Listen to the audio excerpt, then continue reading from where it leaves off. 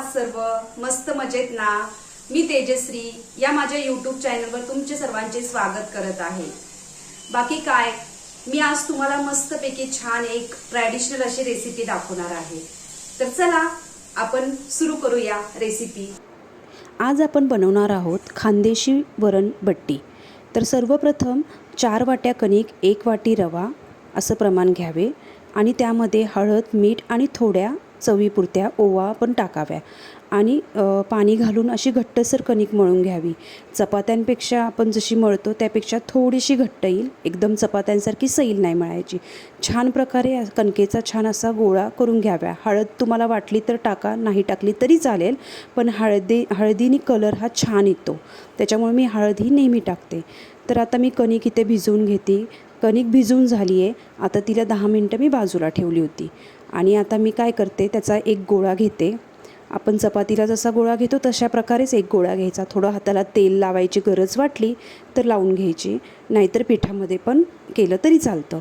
तर तो गोळा त्याची अशी घडी वगैरे काही नाही करायची, साधा प्लेन गोळा घ्यायचा। त्याची छानशी अशी गोल चपाती लाटून घ्यायची। तुम्हाला जेवढ्या आकाराची चपाती हवी असेल तेवढी लाटा।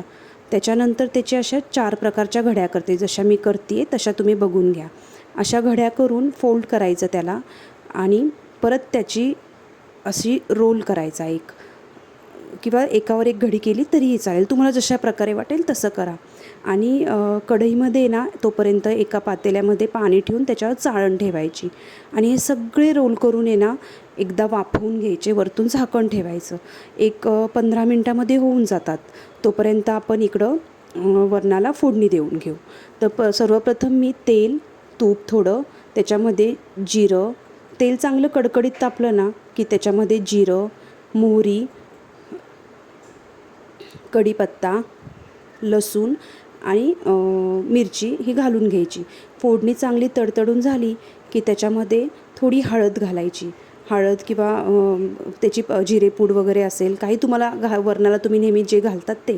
त्याच्यानंतर थोडी मुगाची आणि थोडी तुरीची डाळी मी शिजवून घेतलेली होती, तर ते घालून छान प्रकारे परतून घ्यायचं आणि मग त्याच्यामध्ये काय करायचं, थोडं पाणी सोडायचं। आता छान परतलं, छान असा वास आला की त्याच्यामध्ये थोडं एक तांब्याभर, म्हणजे जशी डाळ असेल त्या प्रमाणात तुम्ही घट्टसर असं, म्हणजे घट्ट पातळ जितकं तुम्हाला प्रमाण हवं तसं, तर एक मीडियमच प्रमाण ठेवा आपण। आणि मग पाणी घालून त्याच्यानंतर थोडंसं मीठ घालायचं आणि आता वरणाला चांगली उकळी येऊ द्यायची। आणि उकळी येस तोपर्यंत आता इकडं बट्ट्या शिजल्यात का आपण बघूया। तर बट्ट्या चांगली वाफ तर धरली आहे, आता मी सुरीने चेक करते। सुरीला अजिबात चिटकलं नाही, म्हणजे बट्ट्या ह्या झाल्यात। आता बट्ट्यांचे छान प्रकारे आपण बटाट्याच्या वगैरे कशा स्लाईस करतो तशा छान प्रकारच्या सगळ्या बट्ट्यांच्या स्लाईस करून घ्यायच्या, पातळशा, मीडियम, एकदम जाडही नाही आणि पातळही नाही, मीडियम करून घ्यायच्या।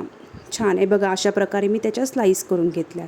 आणि आता एका कढईमध्ये थोडंसं तूप घालून थोडं तापून घ्यायचं आणि ह्या सर्व बट्ट्या त्याच्यामध्ये ना परतून घ्यायच्या। चांगल्या मंद आचेवर खरपूस अशा होऊ द्यायच्या आणि अधूनमधून त्याला साईडने तूप हे सोडत राहायचं आणि वर खाली ह्या करत राहायच्या। आणि तुम्हाला कळेलच, चांगल्या अशा खरपूस रंगाच्या झाल्या की त्या आपल्या झाल्या समजायच्या, पण कच्चट ठेवायच्या नाही, थोड्या छान। त्या ह्या तळल्या तरी चालतात, एकदम डीप फ्राय केल्या तरी चालतात, पण मी थोडं तूप टाकून वरच्यावरच त्याला हे करते, जास्त तुपकट नको असतं। तर अशा प्रकारे झाली आहे आपली आज वरण बट्टी।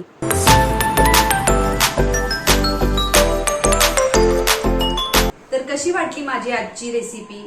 व्हिडिओ आवडला असेल तर नक्की लाईक, शेअर आणि सबस्क्राईब करा। नमस्कार, थँक्यू।